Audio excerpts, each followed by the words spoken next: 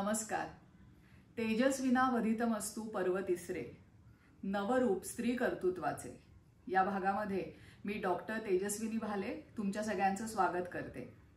पूर्ण नवरात्र आपण नवदुर्गांना भेटतोय आणि आज आपण भेटायला आलो आहोत अशाच एका दुर्गेला ज्यांचं नाव आहे डॉक्टर ज्योती रहाळकर. नमस्ते मॅडम. नमस्ते. आणि तुमचं खूप खूप स्वागत या आपल्या नवरात्रीच्या कार्यक्रमामध्ये आणि खूप धन्यवाद की तुम्ही मला वेळ देताय आणि आपल्या सगळ्या मैत्रिणींशी आज तुम्ही संवाद साधणार आहात. डॉक्टर ज्योती यांच्याबद्दल मी पहिल्यांदा तुम्हाला माहिती सांगते. माहिती खूप मोठी आहे, मी थोडक्यात सांगते. त्या स्वतः आयुर्वेद तज्ज्ञ आहेत, त्याचबरोबर त्या योग प्रवीण आहेत आणि सगळ्यात महत्त्वाचं त्या एक लेखिका आणि कवयित्री आहेत. म्हणजे आज खूप वेगवेगळे पैलू त्यांच्या व्यक्तिमत्वाचे आपल्याला बघायला मिळणार आहेत. त्याच्याबद्दल त्या नक्कीच भरभरून सांगणार आहेत. म्हणजे मी वाचूनच अचंबित झाले की बापरे, मला एवढ्या मोठ्या माणसाला आज भेटायचं आहे आणि मी एवढं कसं लक्षात ठेवू. पण नक्कीच मी प्रयत्न केलाय. आज मॅडम दीनानाथ मंगेशकर रुग्णालयामध्ये स्त्री तज्ज्ञ म्हणून आणि तिथे मेनली त्यांचं काम आहे ते प्री नेटल आणि चाइल्ड बर्थ एज्युकेटर म्हणून, आणि तुम्ही तिथे काम करताय. त्याचबरोबर त्यांनी लहानपणापासूनच तर आपण सगळं ऐकणारच आहोत, पण त्याचबरोबर तुम्ही योग, मल्लखांब आणि तुम्ही जज म्हणून सुद्धा परीक्षा दिली आहे जिम्नॅस्टिकसाठी आणि तिथेही तुम्ही पात्र झालेला आहात. त्याचबरोबर त्यांनी जी काही पुस्तकं लिहिलेली आहेत त्याची एक एक नावं ऐकली की म्हणजे ते ऐकूनच मी प्रभावित झाले आणि म्हटलं मॅडमला नक्की भेटायचंय. तर त्यांनी मेघदूत कालिदासांचं याच्यावरती प्रतिसंदेश याच्यावर एक पुस्तक लिहिलेलं आहे. त्याचबरोबर त्यांनी रवींद्रनाथ टागोर यांचं गीतांजली बरोबर त्याचंही मराठीमध्ये अनुवाद केलाय. ज्ञानेश्वरी आणि भगवद्गीता जी प्राकृत भाषेमध्ये आहे त्याचाही मराठी अनुवाद केलाय. पण नक्कीच मॅडम याच्याबद्दल आपल्याला सांगणार आहेत की प्रत्येक हे पुस्तक, आणि तुम्ही कविता लिहिलेल्या आहेत. म्हणजे त्यांनी मला सांगितलं माझ्या 20 वह्या भरल्यात. म्हणजे एवढ्या छान कविताही त्यांनी लिहिल्या आहेत. त्याचबरोबर त्या स्वतः आज वैद्यकीय क्षेत्रामध्ये आहेत. योग त्यांचा स्टुडिओ आहे आणि पुण्यामध्ये स्थित आहेत. आणि नक्कीच आपल्या खूप साऱ्या मैत्रिणी आज त्यांना ऐकून, त्यांचा जो काही प्रवास आहे तो ऐकून आणि बघून, कारण त्यांनी त्यांची पुस्तकंही आपल्याला दाखवणार आहेत आणि त्याचबरोबर त्यांना अजून काय कला उगत आहे ती पण आम्ही तुम्हाला सांगणार आहोत.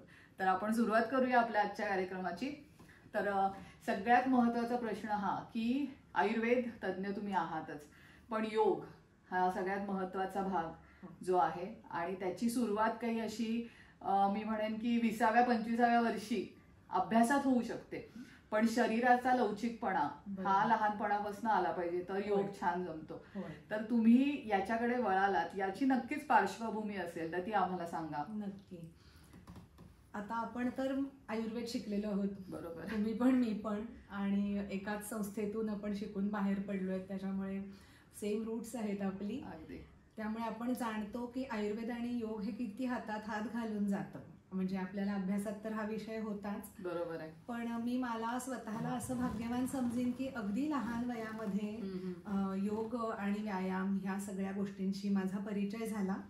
तो म्हणजे अगदी हार्ट ऑफ द सिटी मध्ये मी माहेर माझं सदाशिव पेठेमध्ये, आणि तिथूनच महाराष्ट्रीय मंडळ हे अगदी जुनी संस्था आहे की जी व्यायामावरती भर देते, शारीरिक मानसिक विकास घडवते, आणि त्या संस्थेची मी अत्यंत परमभक्त आहे. नक्कीच. तर एक चांगली बाजू अशी झाली की माझे बाबा नेव्हीमधनं रिटायर्ड झाले होते आणि पुण्यामध्ये कमिन्स डिझेलमध्ये त्यांना जॉब मिळालेला होता. अच्छा. आणि सदाशिव पेठेत माझ्या आईचं माहेर होतं, तिथे राहायला जागा होती, त्यामुळे तिथेच आई बाबा सेटल झाले. आणि मग अगदी रोड फेसिंग एक छोटा गाळा दुकानाचा तिथे रिकामा होता. त्यामुळे मग आई बाबांनी असं ठरवलं की इन्कमही होईल आणि वेळही छान जाईल, आणि लोकसंग्रह हा त्यांचा अत्यंत आवडीचा विषय होता. त्यामुळे आई बाबांनी तिथे स्वाद भेळ नावाचं एक दुकान चालू केलं. आणि अगदी म्हणजे असं अगदी मध्यवर्ती असलेलं आणि मध्यम वर्गातल्या लोकांसाठी मध्यमवर्गीयांनी चालवलेलं असं ते. म्हणजे रुची पालट म्हणजे स्वाद भेळ अशी त्यांनी टॅगलाईन दिली होती तेव्हा. म्हणजे एवढे ते क्रिएटिव्ह होते. आणि मग बाबा ऑफिसमधनं येईपर्यंत आई ते चालू करून सगळं रेडी ठेवायची. बाबा आल्यानंतर बाबा थांबायचे. मग तेव्हा आईबाबांना हा प्रश्न पडायचा की संध्याकाळी आपण जर कामात असू तर मुलांनी काय करायचं. बरोबर आहे. आणि त्यांना अजिबात असं नको होतं की आम्ही इकडे तिकडे फिरतोय, कुठे जाऊन गप्पा मारतच बसलोय, टाइमपास करतोय, असं नको होतं. म्हणून मला आणि माझ्या दोन्ही भावंडांना, म्हणजे मोठा भाऊ आणि त्याहून मोठी बहीण आहे मला, म्हणून आम्हाला त्यांनी महाराष्ट्र मंडळामध्ये नाव नोंदवून घालून टाकलं. आणि ते पण असं निवडलं की आम्ही पळत पळत जाऊ आणि पळत पळत येऊ. म्हणजे त्यांना सोडा आणायचं आता जे झालंय पालकांची कसरत, खूपच मोठं काम आहे ते. तर ते व्हायला नको. आणि नशीब असं चांगलं की इतक्या चांगल्या संस्थेची मला वयाच्या 5व्या वर्षी ओळख झाली. आणि मग खेळता खेळताच जिम्नॅस्टिक शिकायला सुरुवात झाली खरं तर. आणि जिम्नॅस्टिक्स म्हणतो आपण की मदर स्पोर्ट्स आहे, आणि ज्याला आता लक्षात येतं की ज्याला योगाचा बेस आहे. त्यामुळे नकळतपणे मग योग, आसनं, सूर्यनमस्कार, जिम्नॅस्टिक्स, मग सगळी आसनं मल्लखांबावरच करायची, म्हणजे रोप मल्लखांब, असं एक एक करत आम्ही त्या सगळ्या विद्या अवगत करत गेलो. म्हणजे असं म्हणतो ना की अगदी नकळत्या वयापासून हसत खेळत ते संस्कार झाले. आणि गुरुही तिथे खूप छान मिळाले. म्हणजे मल्लखांबासाठी बाणे गुरुजी नावाचे एक अत्यंत सिनियर, आणि म्हणजे ते स्वतः ब्रह्मचारी होते, मारुतीची उपासना करणारे होते, आणि ते सत्व दिसतं आपल्याला. त्यांच्या मार्गदर्शनाखाली मला रोप मल्लखांब शिकायला मिळाले. यापेक्षा अजून दुसरं काय हवं. त्याच्यानंतर जोशी सर आणि बहीण सविता मराठे यांच्या अंडर माझी स्वतःची मोठी बहीण मला जिम्नॅस्टिक शिकवायची, ज्योत्स्ना खरे. तर ह्या सगळ्यांच्या मार्गदर्शनाखाली मला जिम्नॅस्टिक्सचे धडे मिळाले. आणि मग एक एक टप्पा करत करत जिल्हा पातळी, मग स्टेट लेव्हल, म्हणजे आधी आपली झोनल, मग स्टेट, मग नॅशनल, अशा स्पर्धा पण खेळायची संधी मिळाली, बक्षीसही भरपूर मिळाली. आणि मग 10वीचा एक टप्पा असा येतो की जेव्हा सगळेच जण बाकी गोष्टींकडे दुर्लक्ष करतात. त्याच्यामुळे मग माझ्या सगळ्या बॅचनी सोडून दिला गेम. मग हळूहळू मलाही तो सोडायला लागला. मग 11वी पासून मी कोचिंग मध्ये शिरले. मग एक एक करत जजिंगच्या परीक्षा दिल्या. 11वी 12वी माझं इतकं छान ते 2 वर्ष गेली की माझी हाताखाली एक टीम तयार झाली माझ्या मुलींची, की ज्यातल्या 2 मुलींना शिवछत्रपती पुरस्कार मिळाला, रिदमिक जिम्नॅस्टिक्स मध्ये आणि आर्टिस्टिक जिम्नॅस्टिक्स मध्ये. आणि नॅशनल टीम मध्ये कधी कधी 4-4, 5-5 मुली आमच्या मंडळाच्या गटाच्या असायच्या. मग त्याच वेळेला जिल्हास्तरीय, राज्यस्तरीय आणि पुढे राष्ट्रीय स्तरावरच्या जजेसच्या एक्झाम्स दिल्या. आणि मग इंटरनॅशनल जजेसचा एक ट्रूप, एक कोर्स कंडक्ट करायला दिल्लीत येणार होता, जेव्हा नॅशनल गेम्स होते. त्यावेळेला आम्हाला परदेशात न जाता पण दिल्लीमध्ये इंटरनॅशनल जजेस लेव्हल क्वालिफाय करता आली. अरे वा. त्यामुळे असा तो ऑलिम्पिक क्रायटेरिया तिथे आम्ही कव्हर केला, आणि त्याचं आम्हाला लायसन्स मिळालं जजिंग करण्याचं. तर तो एक आनंददायी प्रवास होता. आणि त्याच वेळेला म्हणजे शाळेमध्ये असताना स्वतः खेळणं आणि कॉलेजमध्ये असताना कोचिंग करणं, अशी मंडळाची साथ आणि व्यायामाची साथ कधी सुटली नाही. आणि ज्याच्यामुळे योगाची गोडी लागली. आणि जसं आयुर्वेदाचं शिक्षण डिग्रीचं पूर्ण झालं तसं मग मला प्रिव्हेंटिव्ह मेडिसिन, म्हणजे ज्याला आपण आयुर्वेदिक ह्याच्यामध्ये रसायन वैजीकरण म्हणतो, त्या शाखेमध्ये पोस्ट ग्रॅज्युएट डिप्लोमाला ऍडमिशन मिळाली. मग त्याच्यानंतर त्या ऍडमिशनमध्ये मी जेव्हा जायला लागले हॉस्पिटलला, तेव्हा मी म्हटलं मला हाऊस पोस्ट पाहिजे. जरीही हा विषय फक्त हाऊस पोस्ट नसली तरी मी देऊ शकत होते, तरी मला काम पाहिजे. पंचकर्म विभागात मी 2 वर्ष काम केलं ताराचंद हॉस्पिटलला. आणि मग त्याच वेळेला तिथल्या सगळ्या मॅनेजमेंटनी दिल्लीच्या central research institute for yoga असं जे धीरेंद्र ब्रह्मचारींनी सुरू केलेला आश्रम होता, जो गव्हर्नमेंटनी नंतर टेक ओव्हर केला, त्या संस्थेमध्ये आपल्या हॉस्पिटलतर्फे मी आणि अजून एक विद्यार्थिनी एक ओरिएंटेशन प्रोग्राम करायला गेलो. तो प्रोग्राम योगा फॉर डॉक्टर्स असाच होता. ओके. आणि गव्हर्नमेंटच्या अंडर असल्यामुळे अत्यंत शास्त्रशुद्ध आणि उत्तम प्रशिक्षण तिथे मिळालं. मग जेव्हा माझं पोस्ट ग्रॅज्युएशन चालू होतं तेव्हा माझं ते सर्टिफिकेशन झालं. आणि मग असं वाटून गेलं की डॉक्टर्स करता हा योगशास्त्राचा अभ्यास इतका महत्वाचा आहे की आपण आपल्या पेशंट्सना क्लिनिकमध्ये आल्यानंतर इतके विविध सल्ले देतो. बरोबर. पण दिनचर्या, ऋतुचर्या, योगाभ्यास आणि जो अष्टांग योग सर्वसामान्य लोकांनी फॉलो केला पाहिजे त्याच्याबद्दल माहिती स्वतःला नसेल तर आपण लोकांना कसं सांगणार.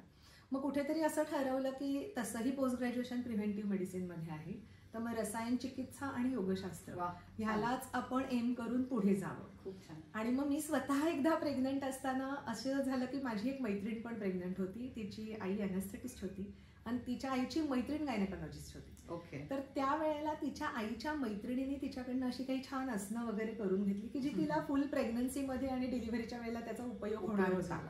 आणि दॅट क्लिक्ड समवेअर. माझं असं झालं की हे खूप छान आहे की जेणेकरून आई जे करते ते संस्कार मुलावर होतात असं सगळीच शास्त्र सांगतात.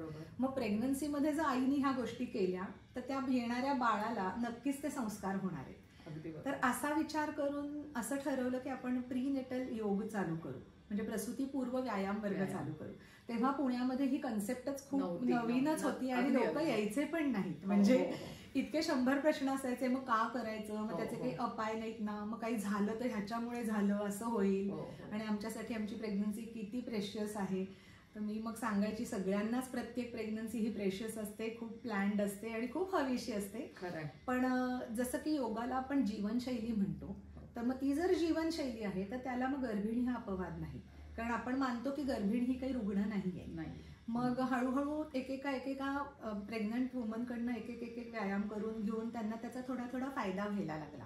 तरी लोकांच्या मनात शंका असायची की का करू आम्ही हे, 4-5 जणी आल्या तर म्हणायच्या नाही मग मी एकटीच येईन, असं ते व्हायला लागलं. मग माझ्याकडे डॉक्युमेंटेशन काही नव्हतं आणि तेव्हा असा गुगलचा आणखीन इंटरनेटचा जमाना नव्हता की 98 साली वगैरे. आणि तेव्हा ते डॉक्युमेंट करण्या इतकं, व्हिडिओग्राफ करण्या इतके पैसे पण जवळ नव्हते. पण जेव्हा मी माझ्या मुलीच्या वेळेला प्रेग्नंट होते त्यावेळेला मग आम्ही ते थोडं धाडस केलं की एक पूर्ण व्हिडिओग्राफ केला माझ्या स्वतःच्या सेट ऑफ योगाचा प्रेग्नन्सी मधल्या 7th मंथ मधल्या, आणि फोटोग्राफ्स पण घेतले. अरे वा, छान. म्हणजे आजकाल ते प्रेग्नन्सी शूट जे चाललेलं आहे ते तुम्ही योग याच्यासाठी केलं, त्यासाठी तेव्हा फारच छान, फारच छान. आणि मग त्याची पोस्टर्स फोटो चिकटवून ओपीडीच्या बाहेर लावली. मग लोकांना क्युरिओसिटी वाटायला लागली. आणि स्वतः डॉक्टर आहेत, अनेस्थेटिस्ट आहेत, पिडियाट्रिशियन्स आहेत ज्या प्रेग्नंट आहेत, ज्या स्वतः ऑब्स्टेट्रिशियन्स आहेत, त्या सुद्धा प्रेग्नन्सीमध्ये ह्या क्लासला येतात. कारण त्याही हे असंच म्हणतात की आमच्या करिक्युलम मध्ये मला हे नाही शिकवलेलं. आणि मग अशी ती थोडीशी वेगळी वाट चालू झाली. आणि मग लेटेस्ट असं लक्षात आलं की गर्भसंस्कार आणि आयुर्वेदिक प्रॅक्टिस करणारे लोक, प्रीनेटल योगा घेणारे लोकही आता खूप झाले. पण हा माझा प्रवास खूप मोठा आहे, जवळजवळ 25 वर्षांचा आहे. कारण 2001 पासून जसं दीनानाथ मंगेशकर हॉस्पिटल सुरू झालं तसं ऑब्स्टेटिक्स डिपार्टमेंट बरोबर मी प्रीनेटल आणि पोस्टनेटल योगा कन्सल्टंट म्हणून काम करते. मग त्याही पुढे जाऊन असं लक्षात आलं की आताच्या मुलींचा टॉलरन्स आणि थोड्याशा ज्या काही थोड्या फिअर ऑफ अननोन आहे त्यासाठी त्यांना मदतीची गरज आहे, एस्पेशली लेबरसाठी. So to promote better birth on earth असा विचार सुरू झाला की त्यांना त्याकरता एज्युकेट केलं पाहिजे. म्हणून मागच्या वर्षी मी अमेरिकेमध्ये फ्लॉरिडाला एक वर्कशॉप करून आले, जे स्पिनिंग बेबीज म्हणून तिथे एक चालवलं जातं वर्ल्ड वाईड. तर ते ऑर्गनायझेशन बेटर बर्थ आणि नॅचरल बर्थसाठी काम करतं आणि पेरेंटना एज्युकेट करतात. तर त्यांचं पेरेंट एज्युकेशन सर्टिफिकेशन मी करून आले. आणि त्याच्यानंतर मग प्रीनेटल योगाच्याच बरोबरीने चाइल्ड बर्थ एज्युकेटर अशी एक कन्सेप्ट आता मी नव्याने गेल्या 3 वर्षात चालू केली आहे. खूप छान. की ज्याच्यामध्ये अनॅटॉमी फिजिओलॉजी ऑफ बर्थ, तुम्हाला काय करायचंय, तुमच्या बरोबर काय होणार आहे, आईचा रोल काय, बाळ काय करत असतं, हे सगळं पालकांना जर आधी माहिती असेल मग त्यावेळेला करायची श्वसन तंत्र, पोश्चर्स, बाळाचा ट्रॅव्हल, तो जर्नी, मग पेल्विस मधनं बेबी खाली कसं येतं, मग कुठल्या पोश्चरनी त्याला मदत होते, हे जर सगळं शिकवलं तर पालकांना रेडी हँड माहिती असतं की आता मी काय केलं पाहिजे. आणि मग नवरा आणि बायको दोघं मिळून आता हा क्लास करतात. आणि मग जेव्हा लेबरमध्ये फिमेल असते तेव्हा तिचा पार्टनर तिला मदत करत असतो. असा आता एक थोडा चेंजिंग सीन बघायला मिळतो. आपण बघितलंय म्हणजे वेस्टर्न कंट्रीज मध्ये हे असंच होतं. म्हणजे आपण सिनेमात बघितलंय किंवा आपल्या ओळखीतल्यांचंही ऐकून माहितीये.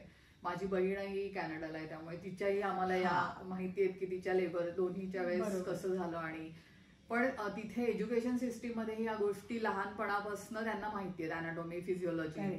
आपल्याकडे अजून ते नसल्यामुळे आपल्याला या वयात आल्यावर त्यांना एज्युकेट आणि त्याला थोडंसं रिफ्रेशमेंट पण लागते. म्हणजे आता मी त्या सिच्युएशन मध्ये जाणार तर मला आता गायडन्स पाहिजे. नाही, अगदीच छान आहे. म्हणजे आधीपासून माहिती असणं अभ्यास म्हणून केलाय आपण. 11वी 12वीतही शिकतो, मेडिकलला आल्यावर तर अजून डीपली आपण शिकतो.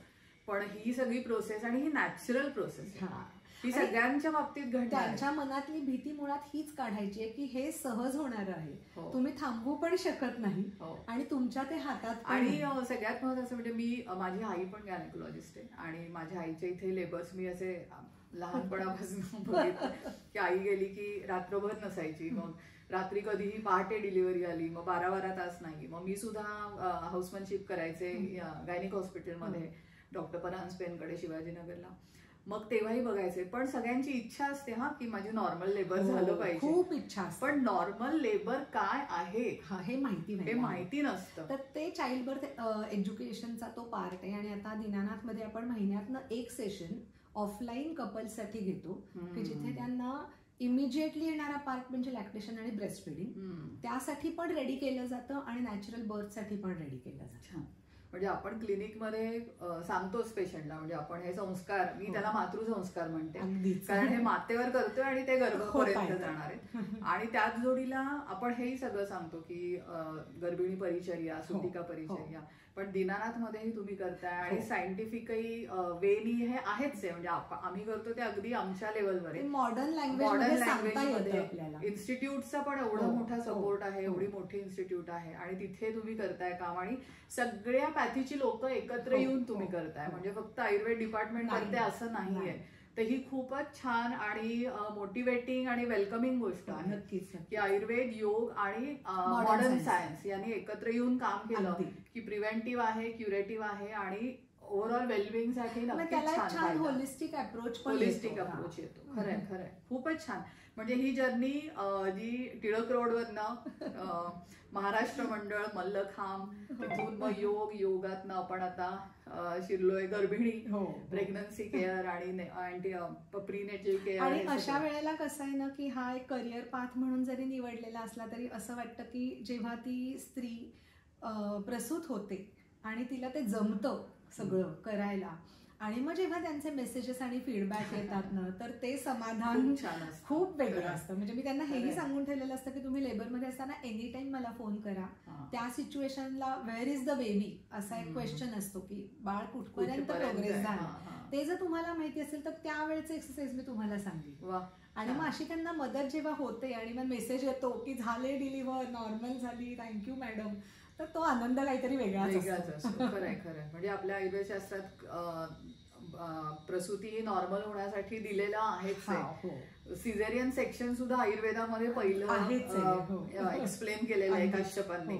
आणि नॉर्मल लेवलसाठी कळलावीचा लेप लावा, हे लावा, हेही आपल्या शास्त्राने सांगितलं. आणि त्याच्या जोडीला योग आणि व्यायामाची जोड, हे खूपच छान आणि छान काम तुमचं झालेलं आहे. नक्कीच आता अजूनही ऐकायचंय, कारण आपण हा एक पैलू बघितला की योग आहे, प्रसूती शास्त्रामध्ये तुमचं काम आहे, आयुर्वेद आहे. आता आपण वळूया आपल्या दुसऱ्या अँगलकडे की ज्याच्यामध्ये एक कवयित्री आहे, एक लेखिका आहे.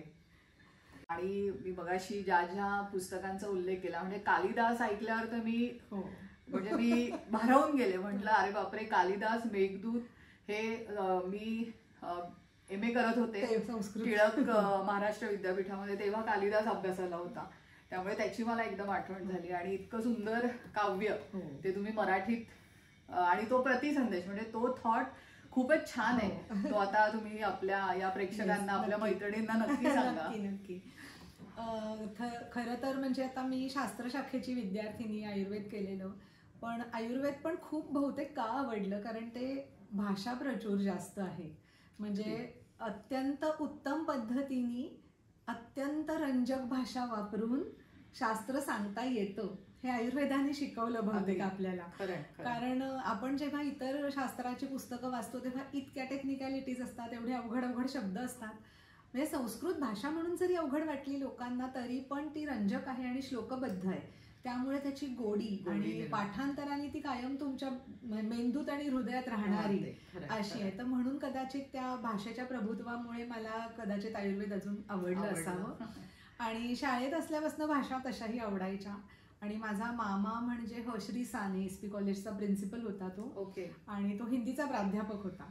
तर लहानपणी आपण म्हणतो ना रोल मॉडेल असं, तर तो मला खूप वाटायचा माझं रोल मॉडेल. का तर तो तेव्हा PhD करत होता प्रेमचंदवरती, आणि त्याचे विद्यार्थी यायचे, त्यांना तो गाईड करायचा, आणि तेही कुठेतरी संस्कार होत होते की भाषा इतकी सुंदर असते.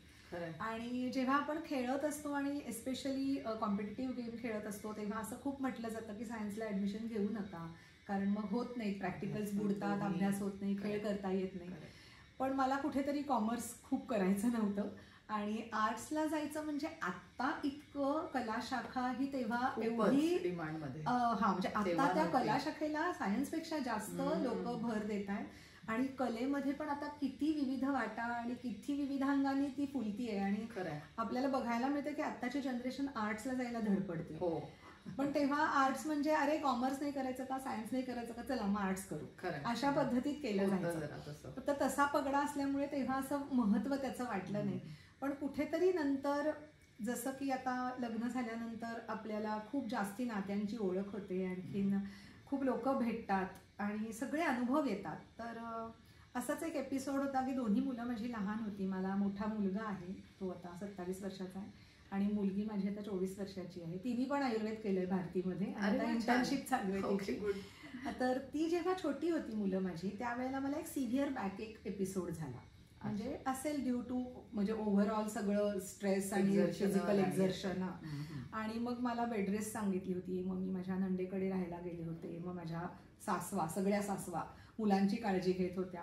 मग असं लक्षात आलं की ही परफेक्ट गुंफण असल्याशिवाय तुम्ही आयुष्यात नाही काही करू शकत आणि तुम्हाला खूप माणसं लागतात, त्यांचा सपोर्ट लागतो. आणि मग तेव्हा कुठेतरी नात्यांचं महत्त्व कळलं. म्हणजे मैत्रीचं नातं आपण खूप अनुभवलेलं असतं, पण ही अशी खूप चांगली जी नाती घडतात नव्याने, ती पण आपल्याला खूप एक इन्साईट देतात. आणि त्यावेळेला मी ही नात्याशी रिलेटेड असलेली अशी एक पहिली कविता मनात आली आणि लिहिली. कॉलेजमध्ये आणि शाळेत थोड्याफार केल्या असतील, बाळबोध असतील कदाचित, पण ती लिहिल्यानंतर असं वाटू लागलं की आपण लिहित राहावं. मग प्रत्येक गोष्टीकडे बघण्याची एक दृष्टी बदलायला लागली, त्याच्यासाठी शब्द सुचायला लागले.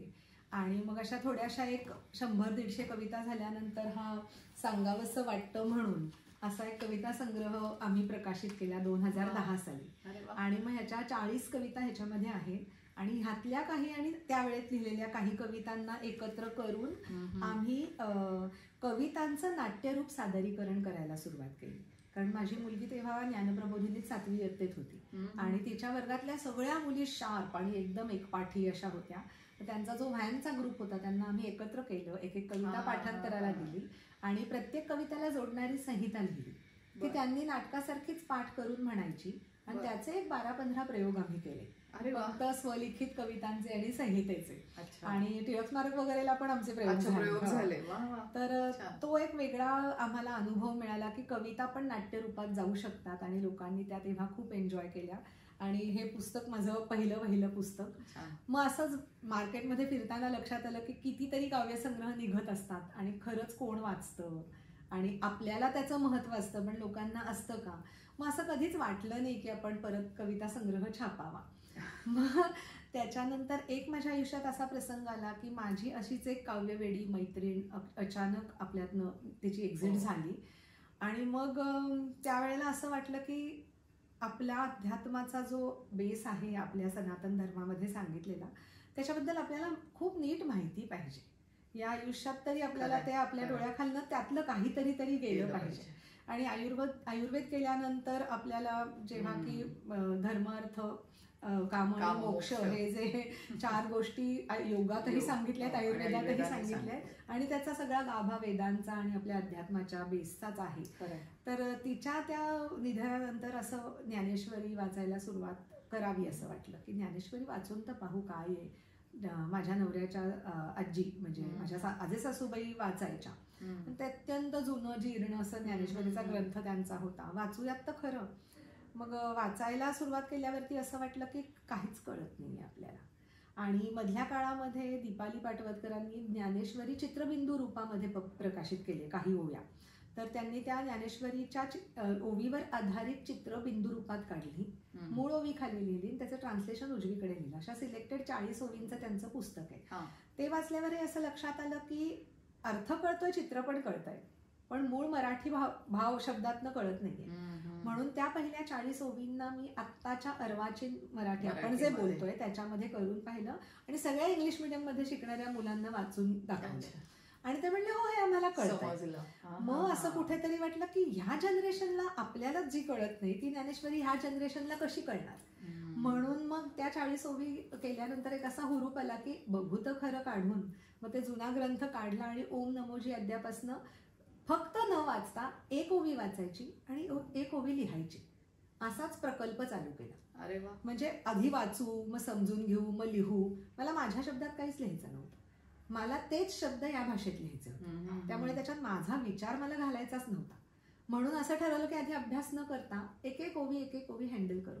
आणि साधारण मला हे सगळं ज्ञानेश्वरीचं लेखन करायला सुमारे 13 महिने लागले. अरे बापरे. आणि म्हणून मग ह्याला ज्ञानज्योती ओवी पुन्हा नव्याने असं नाव दिलं. आणि ह्याच्या शेवटी एक म्हणजे त्याचा असा गाभा आहे की ज्ञानेश्वरांनी काय केलं तर भगवंतांच्या गीतेवरती भाष्य केलं आणि ते कसं लोकांना सुखाचं सोपं गेलं. म्हणजे ज्ञानदीप हाती घेऊन या देव वाट प्रकाशाची दावीत असे, अशा ओवी छंदातच ही शेवटची कविता केली आहे. आणि त्याच्या जस्ट मागच्या बाजूला एक ज्ञानेश्वरांच्या समाधीच्या वेळचा सगळा प्रसंग मी माझ्या शब्दामध्ये, कशी त्यांनी घेतली असेल समाधी आणि तेव्हा लोकांचे भाव काय असतील. आणि जेव्हा हे करायला सुरुवात केली तेव्हा खूप आयुष्यच बदलल्यासारखं वाटलं. आणि मग असं वाटलं की आपल्याला कळतंय पण बाकी लोकांनाही कळायला हवं. म्हणून ज्ञानबिंदू नावाचा व्हॉट्सअपचा आम्ही गट तयार केला. त्याच्यात साधारण 1000-2000 लोक खूप गट झाले आणि जॉईन झाले. मग 3 वर्ष 3 महिने रोज 8 ओवी साधारण ज्या मी आता अनुवादित केल्या त्या गाऊन म्हणायच्या. त्याचा एक निरूपणाचा छोटासा 1.5 मिनिटाचं भाष्य त्याच्यावरचं निरूपणात म्हणजे स्टोरी टेलिंग टाईप ते रेकॉर्ड करायचं. आणि 3 वर्ष 3 महिने एकाही दिवसाचा ब्रेक न घेता हा माझा संकल्प पूर्ण झाला अख्ख्या ज्ञानेश्वरीचा. खूप छान.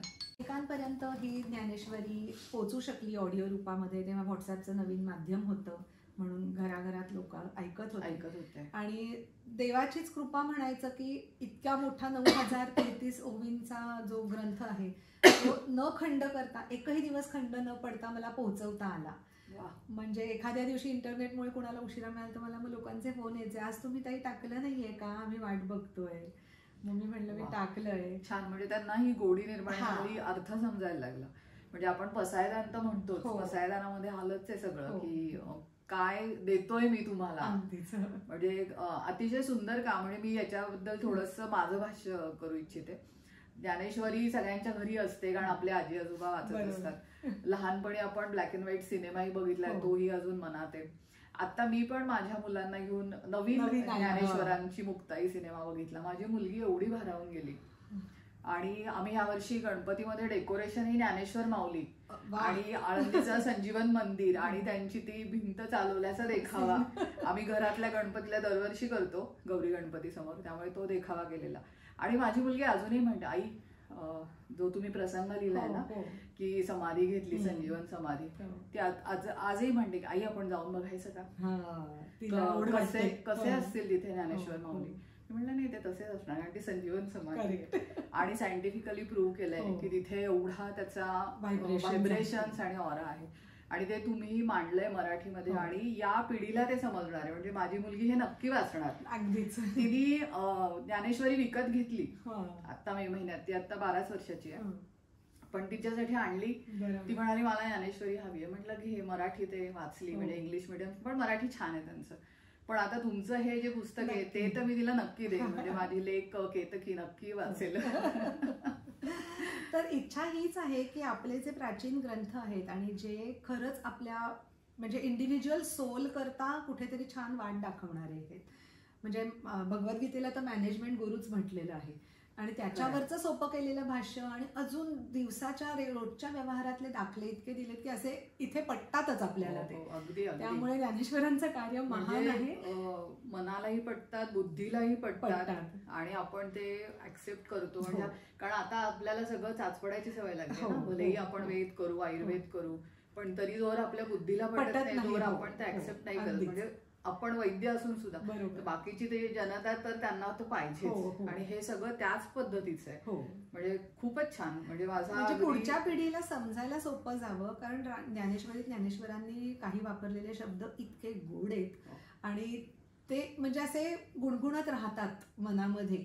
तर ते तर नंतर वाचावं पण त्याच्यातला आधी अर्थ समजून घ्यावा आणि मग मूळ ज्ञानेश्वरीकडे वळावं. हा खरं त्याच्या मागचा हेतू आहे. ही रिप्लेसमेंट नाही हे मी अगदी सगळ्यांना सांगू इच्छिते.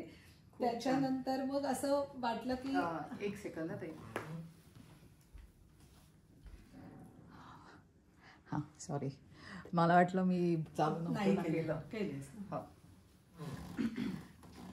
आणि मग थोडी उलटी गंगा म्हणतो तसं झालं. ज्ञानेश्वरी पूर्ण झाली लिहून, त्याचं प्रकाशन ठरलं आणि त्याच्यानंतर असं वाटलं की आता भगवद्गीता वाचूयात. म्हणजे काही अध्याय आपल्याला पाठांतराला असायचे, तर तेव्हाचे ते काही श्लोक पाठ होते, पण अशी मूळ अख्खी भगवद्गीता कधी डोळ्याखालनं घालायचा प्रसंग नव्हता आला. त्याच्यामुळे मग त्याच्यानंतर देवबोली हा 700 श्लोकांचा भगवद्गीतेचा समश्लोकी अनुवाद केला, पण तोही ओवी छंदात केला. म्हणजे मूळ श्लोक वेगळ्या छंदातले, पण मी मराठी ट्रान्सलेशन ओवी छंदातच केलंय.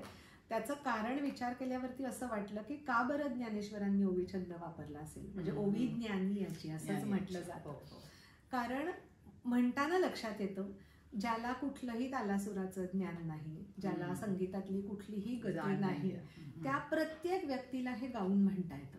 म्हणजे इतका समाजातल्या कुठल्याही व्यक्तीपर्यंत तो नाद पोचावा, तो ओवी छंदातनं शक्य आहे. त्याच्यात कुठलेही आलाप आणि ताल आणि वेगळं काहीही नाहीये. म्हणून मग मी ही भगवद्गीता पण 700 श्लोकांची ओवी छंदातच लिहिली आणि प्रकाशित केली. आणि ते वाचायला लागलं की परत असंच वाटतं की कुरुक्षेत्रे धर्मक्षेत्रे कुरुक्षेत्रे ह्या श्लोकांनी जी सुरुवात होते, तेव्हा जर असं म्हटलं की पवित्र अशा कुरुक्षेत्रात जमले युद्धाची आस ठेवून, असे जे कौरव पांडव काय करती सांग मज. या 4 ओळीमध्ये अख्ख्या श्लोकाचा गाभा येतो. आणि मग हे असं वाचलं, मग गद्यात वाचलं तरी चालतं, गाऊन म्हणलं तरी चालतं. मग इतकं जर सोपं झालं तर ती क्लिष्टता कमी होईल. संस्कृतची ज्यांना भीती आहे त्यांची ती भीती मोडेल आणि अर्थ पोचेल, कारण आपल्याला अर्थ पोचवणं ही आणि आपले हे महत्वाचे काय म्हणूया, आपला वेद तर आहेतच, पण हे आपली महत्वाचे ग्रंथ आहेत की जे आपला आधार आहेत आपल्या संस्कृतीचा. रामायण महाभारत हे नक्कीच पोहोचलं पाहिजे. आणि आत्ताच्या पिढीकडे, म्हणजे सगळ्यांपर्यंत, आजची पिढी असं नाही, आजची पिढी पण हुशार, म्हणजे सगळ्या वयाच्याच लोकांना पाहिजे आयुष्यात एकदा. आणि असं नाहीये की सगळे जे ज्येष्ठ आहेत त्यांनाही समजलेलं असतं, त्यामुळे त्यांच्यासाठी अगदी मस्त. आणि मग हे पुस्तक लिहून झाल्यानंतर असं मला कळलं ऐकून वाचून की ज्ञानेश्वरांनी जेव्हा भावार्थ दीपिका लिहिली, त्याच्यानंतर त्यांनी मग स्वतःचं चिंतन केलं. आणि मग त्या चिंतनामध्ये त्यांना म्हणजे शिवशक्ती, आत्मा, परमात्मा ह्या सगळ्याचं जे काही म्हणजे त्यांना माहीत असेलच ऑफकोर्स, कारण ते घेऊनच आले होते सगळं, पण ते व्यक्त व्हावंसं वाटलं. ते त्यांनी अमृतानुभव या ग्रंथामध्ये लिहिलं आणि ह्याच्यामध्ये 10 अध्याय आहेत. आणि मला गंमत वाटली ते वाचताना की समूह पहिल्या अध्यायातले 5 श्लोक संस्कृत आहेत आणि सगळे पुढचे प्राकृत मराठीमध्ये. म्हणजे मग असं वाटलं की असं का असेल. मग मी माझं एक त्याला लॉजिक लावलं की कदाचित त्यांनी संस्कृतमध्ये लिहायला घेतलं, सुरुवात केली असेल, आणि मग कदाचित त्यांना निवृत्तीनाथांनी सांगितलं असेल किंवा ते त्यांचे गुरु होते, किंवा त्यांना स्वतःला वाटलं असेल की अरे जे आपण केलं म्हणजे आपण जेव्हा भगवद्गीतेला मग प्राकृत मराठीत आणलंय, तर मग मीच परत भगवद्गीतेच्याच भाषेत का लिहू. म्हणून मग 6व्या श्लोकापासून सगळे श्लोक परत मराठी प्राकृत ओवी छंदामध्ये आहेत त्यांचे. आणि मग ते पण मी एक वाचत, जसं ज्ञानेश्वरीचं केलं तसंच ते आत्ताच्या मराठीमध्ये लिहिलं. पण अजूनही मला ते लिहिताना जे कळलंय ते मी तुम्हाला कोणालाच सांगू शकत नाही. आणि म्हणूनच या पुस्तकाची ओळखच अशी आहे की ह्याला गुह्य ग्रंथ म्हणतात. म्हणजे हा गूढ आहे. गूढ अशासाठी की कळत नाही असं नाही, आपल्याला कळतो पण आपण दुसऱ्याला सांगू शकत नाही, असा तो गूढ आहे. म्हणजे ज्ञानेश्वरी जसं मी सांगू शकते की कुठल्या ओवीला कुठला दाखला दिलाय, कुठल्या श्लोकाला कुठली उदाहरणं दिली आहेत, तसं या ग्रंथामध्ये आपल्याला समजत नाही की याच्यामध्ये काय आहे, मी कोणाला सांगू शकत नाही, पण मला कळलेलं असतं. अशा वेगळ्या म्हणजे म्हणून ह्याला गुह्य ग्रंथ किंवा गूढ ग्रंथ म्हटलंय. त्याच्यामुळे ह्याची अनुभूती ही प्रत्येकाने घेतली पाहिजे, जी मी घेतली, पण मी कोणाला सांगू शकत नाही. अशी जादू आहे या ग्रंथाची असं वाटतं मला. आणि जसं मगाशी तुम्ही विषय सांगितलास तसं असंच वाटलं की कालिदासाचं मेघदूत आणि पूर्व मेघ उत्तर मेघ असे दोन्ही पण मेघ त्याच्यामध्ये कव्हर केले. आणि एवढी मजा आली हे करताना. त्याला एक असा वेगळाच मीटर आहे प्रत्येक ह्यातल्या श्लोकाला. आणि तो पण असा अगदी आत्ताच्या मराठीमध्ये, म्हणजे खूप जास्त असा कुठला अलंकारिक छंद नसला तरी पण कळायला सोपं जाईल असंच आहे. आणि ह्याच्यातली चित्र पण मी माझ्या मुलीनेच बरीचशी काढली आहेत. त्याच्यामुळे ते मध्येच असा नाद लागला चित्र काढायचा, त्याच्यामुळे अशी चित्र काढून ती त्या श्लोकाला अनुसरून आम्ही घातली. तर हा असा इथे उत्तर म्हणजे तो जेव्हा त्या अलकापुरीपर्यंत जातो तेव्हा मग हे शिखर वगैरे दाखवून असं ते 2 खंडाचं पुस्तक एकत्र आपण पूर्वमेघ उत्तरमेघ केलेलं आहे. ह्याच्या पण 2 आपल्या आवृत्ती झाल्या. आणि रंगत संगत हे पुण्यातलं अत्यंत प्रतिष्ठित असं एक मंच आहे की ज्याचे पुरस्कार असतात, काव्य विभाग आहे आणि अनेक वर्षांची त्याला परंपरा आहे. 31 वर्ष जुनं ते आहे. तर त्या रंगत संगत प्रतिष्ठानच्या कार्यकारिणीत मी आहे आणि 2021 साली मला काव्य प्रतिभा हा पुरस्कार रंगत संगतने दिला.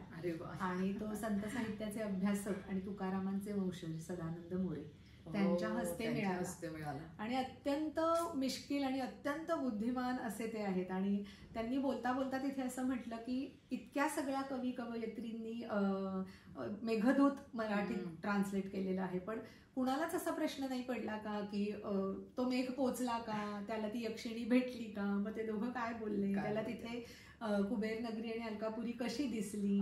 तर मग हे कोणीच नाही विचार केला. मग ते खरं आहे ना, म्हणजे तुम्ही कवी म्हणवता तर असं त्यांनी म्हणल्याबरोबर मग हे मेघदूत प्रतिसंदेश असं म्हणजे मेघानी ते शब्द आणले, त्या शब्दांच्या धारा आणि ती ते झेलतीये असं अत्यंत समर्पक चित्र दीपाली पाटवतकरांनी काढलं याच्यासाठी. आणि मग हे पुस्तक मी छोटेखानी आहे अगदीच. तर ते अशा ह्याने लिहिलं की त्यांची जी शिक्षा आहे विरहाची ती 1 वर्षाची आहे आणि त्यातले 8 महिने पूर्ण झाले, 4च महिने राहिले. पण यक्षाला अशी काळजी वाटते की ही काही बरं वाईट नाही ना करून घेणार, म्हणून मग तो मेघातर्फे पाठवतोय संदेश की मी कुशल आहे, तू तुला सांभाळ आणि आता आपण भेटूच. तर 8 महिन्यांमधले 4 ऋतू जे ह्या ऋतुसंहार मध्ये वर्णन करून कालिदासाचंच आहे. त्याच्यात त्यांनी या ऋतूंचं इतकं सुंदर मिलाप आहे की ते 4 ऋतू त्या 8 महिन्यांमधले तिने कसे काढले हे मी त्याच्यामध्ये लिहायचा प्रयत्न केला. आणि मग मेघाच्यातला आणि तिच्यातला संवाद ह्याच्यामध्ये आहे. तर हे थोडंसं वेगळं म्हणून मला आवडतं आणि कारण ओरिजिनल आहे त्याच्यामुळे हे मेघदूत प्रतिसंदेश त्याच्यानंतर पब्लिश केलं. आणि रवींद्रनाथ टागोरांचं गीतांजली जे नोबेल अवॉर्ड विनर आहे आणि ह्याला रेअरमोस्ट का म्हणावं का तर स्वतःच्याच बंगाली लिहिलेल्या कविता त्यांनी इंग्लिशमध्ये काही सिलेक्ट करून ट्रान्सलेट केल्या आणि त्याला नाव दिलं गीतांजली, जे की त्याला नोबेल मिळालं. त्यांच्या इंग्लिश पुस्तकाला नोबेल मिळालं. आणि एक कवी म्हणजे हा असा आहे की जो स्वतःच्याच कविता स्वतःच दुसऱ्या भाषेत ट्रान्सलेट करतो. तर हे खूप युनिक वाटलं. आणि त्यांनी असं सांगितलं की आपण जेव्हा गेय कविता ट्रान्सलेट करतो तेव्हा ती गेय नाही करू, ती नीट होत नाही, म्हणून त्यांनी ती प्रोज मध्ये लिहिल्या आहेत. म्हणजे इंग्रजी कविता आहेत त्या प्रोज मध्ये आहेत, अशा उतारा टाईप आहेत. म्हणजे when the mind is without fear हे जर वाचायला गेलो आपण तर ते असं प्रोज आहे, त्याला असं छंद नाही. तर त्यांनी स्वतःच्या लिहिलेल्या इंग्लिश ट्रान्सलेटेड कवितांना नोबेल अवॉर्ड मिळालं. मग असं वाटलं की वाचू तरी काय आहे. मग असं नुसतं वाचलं जात नाही माझ्याच्याने, वाचलं की असं वाटतं ह्यावर आपण लिहावं म्हणून मग. आणि मला सांगायला इतकं आवडेल की एकदा ते घेतली PDF मी ती गीतांजलीची आणि त्याला मला कोणतरी एक शर्मा म्हणून लेखक आहेत त्यांनी त्याचा हिंदी अनुवाद केलाय. म्हणजे मूळ बंगाली आणि त्याचा हिंदी अनुवाद, त्या हिंदी अनुवादांवरनं मी मराठी कविता केल्या. म्हणजे मी प्रोजवरनं परत गेय केलं, असा तो प्रवास करत असा गोल झाला. आणि मग ह्या सगळ्या 103 कविता आहेत त्यांच्या ह्याच्यात टोटल, त्यामुळे 9 दिवसात माझ्या लिहून झाल्या. म्हणजे असं कुठेतरी लक्षात येतं की आपण ठरवून नाही ही गोष्ट करू शकत, ही गोष्ट आपल्याकडनं होते. म्हणजे आपण जे माध्यम म्हणतो आपण आहोत, म्हणजे आपण आपला रोल काय आहे तर आपण फक्त माध्यम होत, आपल्याकडनं ते होतं. करता करविता तो आहे, जे की कृष्णाने अर्जुनाला हेच सांगितलं की तू निमित्त मात्र, तू हो म्हण नाही तर नाही म्हण, हे होणार, मी तुला संधी देतोय हे की तू घ्यावीस. तर हे असं म्हणजे कधी कधी वाटतं की 9 दिवसात मी बसले ना आता जरी लिहायला तरी मी नाही आता हे ट्रान्सलेट करू शकणार. म्हणजे ते जेव्हा व्हायचं असतं तेव्हा ते होतं. आणि देवाशी साधलेला संवाद आहे टागोरांनी ह्याच्यामध्ये आणि खूप इन्साइटफुल आहे, नक्कीच म्हणजे आवडतं वाचायला. आणि गोष्टी रूप पण आहेत काही, ऋतुसंहारचं सांगितलं. आणि त्याच्यानंतर मग असं वाटलं की कबीर, संत कबीर जे आहेत त्यांची पण खूप म्हणजे जनसामान्यांपर्यंत, म्हणजे अगदी ज्ञानेश्वर कसे तळागाळातल्या सगळ्या ज्यांना शिकले नाही शिकले त्यांनाही कळेल इतकी डेली एक्झाम्पल्स देऊन कबीरांनी पण अनेक दोहे रचले. म्हणजे आपल्या बहिणाबाई आहेत की ज्या अत्यंत साध्या जीवन मूल्य सांगणाऱ्या, मोठी काहीतरी गहन गोष्ट सोप्या शब्दात, तसंच कबीराचं मला म्हणावं लागेल. म्हणून मग आता कितीतरी दोहे निवडायचे, म्हणून साधारण हे 121 दोहे निवडून त्याला मी मराठी त्याच छंदात बांधलंय. तर हे पण वाचायला खूप छान सुंदर. वाटतं वा, छोटेखानी वा. पुस्तक. आणि याचं विशेष म्हणजे माझा दीर सिडनीला असतो, तर त्याच्याकडे आम्ही गेलेलो असताना मागच्या वर्षी दिवाळीमध्ये आम्ही तिथे सिडनीत हे पब्लिश अरे वा. आणि त्याचं तिथे वाचन पण केलं. अरे वा. आणि तिथल्या लोकांना मग ते खूप भावलं, कारण सिडनीमध्ये महाराष्ट्रीयन महाराष्ट्रीयन फक्त लोकं आहेत खूप असं नाही, तर आहेत. हिंदी जाणणारे पण हो. आहेत, म्हणजे भारतीय. Correct, मग correct. त्यांना त्याची नाळ जुळली हम्म. की हिंदीचं मराठीमध्ये आलेला अनुवाद, आणि त्यांना तिथे ते वाचायला खूप खूप मजा छान. आली. आणि त्याच्यानंतर मग परत असं वाटलं आता लेटेस्ट याच गणपतीमध्ये की कविता नाही छापल्या आपण कधी आपल्या, सगळी पुस्तकं आपण अनुवादित केली आणि जवळजवळ ही 9 पुस्तकं आहेत. आणि कविता परत परत नाही लिहिल्या गेल्या, तर ओव्हर द पिरियड गेल्या 25 वर्षाच्या माझ्या काव्य प्रवासात साधारण 2,500 कविता लिहून झाल्या आहेत. वा. आणि त्यातल्या सणवार, प्रासंगिक, व्यक्तिविशेष, निसर्ग अशा खूप कॅटेगरीजच्या आहेत. तशाच गणपतीच्या, कृष्णाच्या आहेत, शंकराच्या आहेत, देवीच्या आहेत. मग असं वाटलं की गणपतीच्या ज्या काही कविता एक 50-60 झाल्या आहेत त्यातल्या सिलेक्टेड 40 कवितांना आपण पब्लिश करूया. गजानना तू. हा, मग गजानना तू ह्या शब्दांनी सुरू होणारी एक कविता आहे, ज्याला यमन रागातली चाल पण मी दिली आहे आणि ती गाऊन पण म्हणता येते. मग तेच टायटल द्यायचं ठरलं, कारण मग मी माझी मुलगी असं एका वेळेला बसतो आणि विचार करतो काय करूया काय करूया. आणि ह्याचं अत्यंत सुंदर मुखपृष्ठ माझ्या मिस्टरांच्या ऑफिसमध्ये क्लिनिकमध्ये काम करणाऱ्या त्यांच्या असोसिएट ऑर्थोडॉन्टिस्टनी काढलंय. आणि ते खरं तर ते चित्र बघून प्रेरणा मिळाली की यावर्षी गणपतीचं पुस्तक करूच यात. आणि म्हणून मग त्याप्रमाणे हे सानिका नाव आहे तिचं, माझा नवरा जो आहे तो ऑर्थोडॉन्टिस्ट आहे, तर त्याला ती असिस्ट करते. तर तिचं हे चित्र घेऊन मुखपृष्ठ एकदम छान, सगळे डॉक्टर्स एकदम क्रिएटिव्ह असतात हे तर म्हणजे असं म्हणतात. तर असं हे आता अगदी नुकतंच प्रकाशित झालेलं गजानना तू छोटेखानी गणपतीचं पुस्तक, की त्याच्या आगमनापासून त्याला निरोप देईपर्यंतच्या सगळ्या कविता याच्यामध्ये घ्यायचा प्रयत्न केला. तर असा हा सगळा प्रवास आहे. म्हणजे खूपच छान. म्हणजे आता माझ्याकडे शब्द नाहीत बोलायला, आता मी फक्त पुस्तकं वाचणार. आणि कालिदासाचं तर मला फार आवडतं. आणि मान्सून आपला हा जो मान्सूनचा प्रवास आहे तो म्हणजे हा ऋतुसंहार आहे. आणि आपल्या शास्त्रज्ञांनी सुद्धा याचा अभ्यास केलाय की खरंच मान्सून जातो खालून केरळपासून हिमालयापर्यंत पोहोचतो आणि परत येतो. आपण फक्त न्यूज चॅनल बघतो, पण याचा अर्थ काय, आणि हा खरंच त्या टप्प्यात गेला. आणि सेम कालिदासानी वर्णन केलेलं. आणि त्याच्यात हे ना की तेव्हा प्राणी कसे वागतात, पक्षी कसे वागतात, माणसं कशी वागतात, निसर्ग कसा असतो, ही केवढी मोठी ओळख आहे. म्हणजे इकॉलॉजी त्यांनी ती काव्यात लिहून ठेवली. एवढं त्यांचा ते ऑब्झर्वेशनल स्किल्स आहेत, ते फिरलेच असणार आहेत. नक्की नक्की. आणि तो मेघ गेलाय आणि तो निरोप देतोय. आणि म्हणजे ते खरंच आपल्याला त्या अँगलनी पण मी हे सगळं ऐकलं होतं आणि मला आता हे काव्यातलंही समजलं. आणि प्रति संदेश हे तर मला फारच भावलंय. म्हणजे आणि मुळात त्यांची कन्सेप्टच इतकी छान आहे की त्यांनी मेघाला का बरं निवडलं, का तर एक तर तो जाऊ शकतो, लवकर जाऊ शकतो, वरून पाहू शकतो, त्याला सगळं लवकर दिसेल. आणि सगळ्यात महत्वाचं त्याच्या मागचं त्यांचं लॉजिक असं आहे की जो स्वतः भरलेला आहे तो दुसऱ्याला काहीतरी देईल. तर मेघ ह्याचा अर्थच असा की तोच स्वतः पाण्याचा एवढा मोठा साठा आहे, जो रिकामा आहे तो दुसऱ्याला काही नाही देऊ शकत.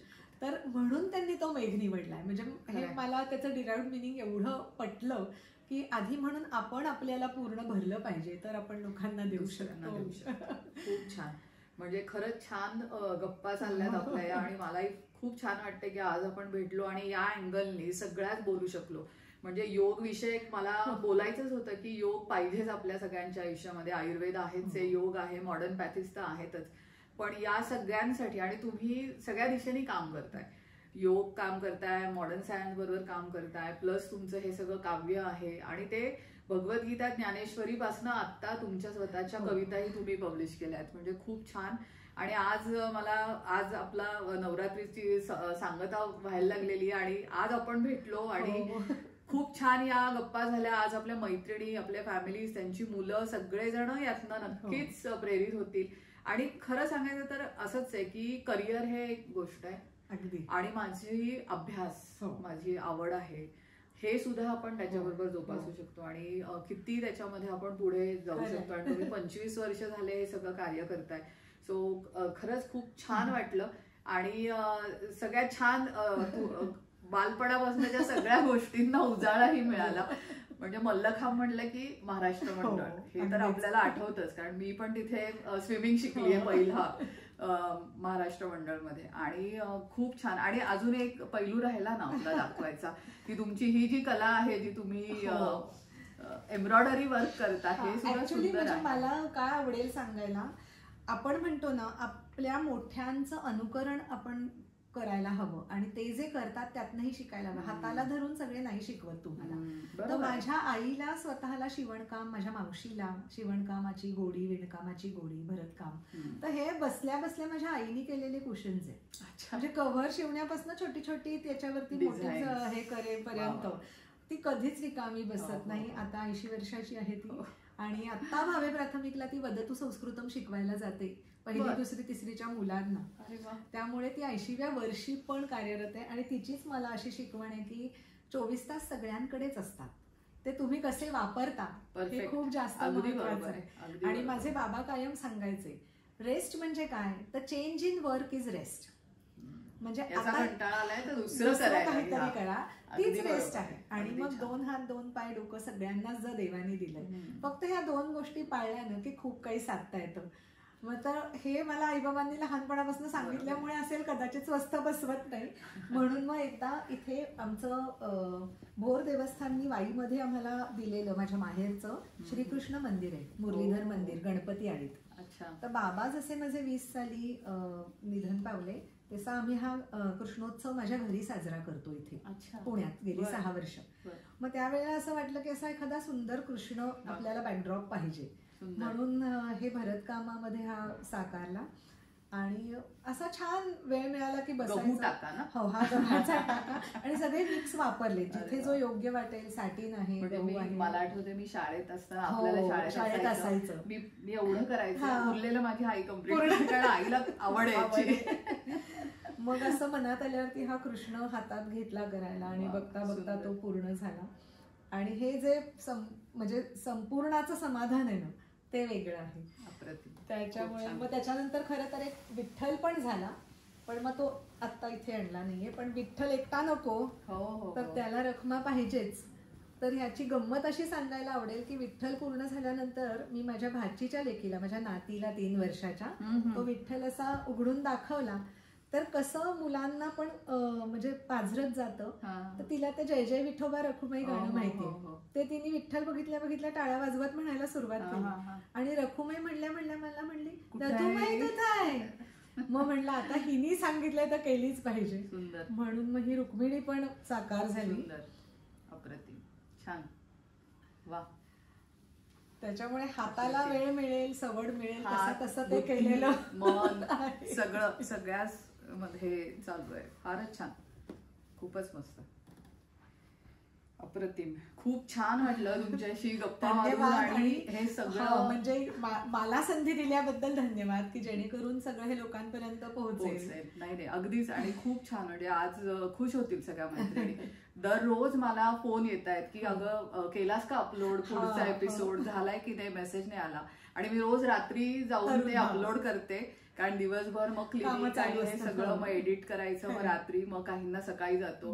पण मला रोज सगळे विचारतात की आजचा एपिसोड झाला का, आणि म्हणजे लोक उत्सुक आहेत. आणि केवढं मोठं काम आहे. म्हणजे एकतर लोक खूप काही काही करत असतात, माहिती असतं, पण ते लोकांपर्यंत पोहोचवणं, म्हणजे आता जसं की मी हे जे सगळं सांगितलं हे लोकांपर्यंत पोहोचेल, आणि तुझे आधीचे एपिसोड्स बघून त्यांच्या अनेक गोष्टी माझ्यापर्यंत पोहोचतील. म्हणजे शेवटी हे सगळं त्यांच्या क्षेत्रात उच्च काम करतातच आहेत. माझा प्रयत्न की मी म्हटलं आता की नवरात्रीत का, मी हे दरवर्षी नवरात्रीत करते की 9 दिवस आपण देवीची पूजा करतोच आहे. पण मला आता असं वाटलं की अरे आपण मंदिरात तर जाणारच आहोत, पण आपण सगळ्या नवदुर्गांचं दर्शन घेऊया. म्हणजे या निमित्ताने वेगवेगळ्या 9 स्त्रियांना मी भेटले यावर्षी. मला त्याचंही फार समाधान वाटतंय की ठीक आहे, धावपळ, वेळ काढणं, सगळ्या गोष्टी करणं, पण यातनं जे समाधान मिळतं ना ते खूप छान आहे. आणि त्यामुळे यावर्षीचा उपक्रम सगळ्यांनी साथ दिली त्याच्यामुळे पूर्ण होतो. खूप शुभेच्छा आणि पुढच्या पण सगळ्या उपक्रमांसाठी. कारण असं हे वेगळे पण इतकं तू जपतीयस की ह्यानी इतरांना प्रेरणा मिळो आणि अशा अनेक गोष्टी नक्की, परत नक्की. म्हणजे हीच होत इच्छा आहे राहू की देत. सगळ्यांनी प्रेरणा घ्यावी, सगळ्या स्त्रियांनी अगदीच. सगळे सगळे आपले सुप्त गुण असतील हो, हो. जे व्यक्त होत आहेत तेही अजून व्यक्त खरंय. करा म्हणजे सगळ्यांनी, आणि पॉझिटिव्हिटी हो. सगळीकडे स्प्रेड झाली पाहिजे. आणि एवढं खूप मला छान. नक्की वाटतं की प्रत्येकातच काहीतरी चांगलं आहे आणि काहीतरी असतंच, वाईट आहे. असतं म्हणजे चांगलं. अगदी जरी कृष्ण अवतार जरी असला तरी त्याचेही काहीतरी गुण अवगुण आहेत, कारण तोही माणूस म्हणून माणूस म्हणूनच घेतला. आणि हे त्यांनीच सांगितलं अगदी. की कुणाची काही म्हणजे खामी पण आहे आपण चांगलं बघूनच सगळ्यांकडे हा. बघितलं आणि जे आहे ते सोडून म्हणजे दिलं. तो म्हणजे निरक्षीर आपल्याला ते विवेक नाहीये. आपल्याला जो शिकवला आहे तोच अगदी महत्वाचा आहे. महत्त्वाचं. आणि मग ते सोडून देणं आणि चांगलं घेणं आणि आपण चांगलं देणं आपल्याकडनं खरंय. जेवढं जमेल तेवढं, हे मला जास्ती करून महत्वाचं वाटतं, अगदी. स्पेशली या नवरात्रीच्या दिवसांमध्ये. कारण असं हाच ऋतू किंवा हाच काळ का निवडलाय, तर त्यावेळेला थोडं शक्ती आणि व्हायब्रेशन जी शक्तीची असं म्हणतात energy असतात आणि ती प्रत्येकाला मिळावी, म्हणजे इरिस्पेक्टिव्ह ऑफ जेंडर, की बरोबर. पुरुष असू देत किंवा महिला असू देत, बरोबर. शक्ती ही शक्ती शक्ती आहे. हो, म्हणजे शक्तीनीच अर्धनारी नटेश्वर शिव शक्ती समावेशन करून जो ते अमृतानुभवला व्यक्त झालंय. पहिला अध्यायच हा. आहे की शिवशक्ती समावेशन. शिवशक्ती आहे. म्हणजे हे इक्वॅलिटी ओरड करायची गरजच नाहीये. ऑलरेडी सृष्टी ही त्या इक्वॅलिटीनेच बनली आहे, त्याला फक्त रिस्पेक्ट केलं पाहिजे आपण. खरंय खरंय. खूप छान, मस्त वाटलं आणि धन्यवाद. खूप धन्यवाद. तुम्ही धन्यवाद. वेळ दिलात, हे सगळे विचार व्यक्त केले, तुमच्या सगळ्या पुस्तकांबद्दलही आम्हाला त्यामुळे समजलं. आणि नक्कीच ही पुस्तकंही वाचू आणि आपल्या मैत्रिणींकडनंही काही फीडबॅक आले. आपला युट्यूब चॅनल आहे प्रकृती आयुर्वेद या नावाने, तो सबस्क्राईब करा आणि त्याच्यावर आपले सगळे व्हिडिओज म्हणजे या वर्षीचे पण आणि गेल्या 2 वर्षांचे पण आहेत, तेही बघा. आणि आजच्या एपिसोड बद्दल पण तुमचे काही विचार असतील ते कळवा कमेंट्समध्ये, मलाही कळवा आणि मी ते डॉक्टर ज्योती मॅडम त्यांच्याकडेही पोहोचवेन. आणि अगदी मला आजच्या याची शेवट करण्याच्या डोक्यात असं येतंय आता हे सगळं ऐकल्यापासनं की तमसोमा ज्योतिर्गमय, म्हणजे हा अगदी तुमच्या नावाला साजेसा आहे की अंधाराचा विनाश हा ज्योतीने होणार आहे. आणि तुम्ही हे छान काम जे केलंय त्याच्याने खरंच म्हणजे सगळ्याच क्षेत्रातला तो तुमचा छान प्रवास चालू आहे आणि त्याला खूप शुभेच्छा खूप खूप आणि खूप धन्यवाद. धन्यवाद.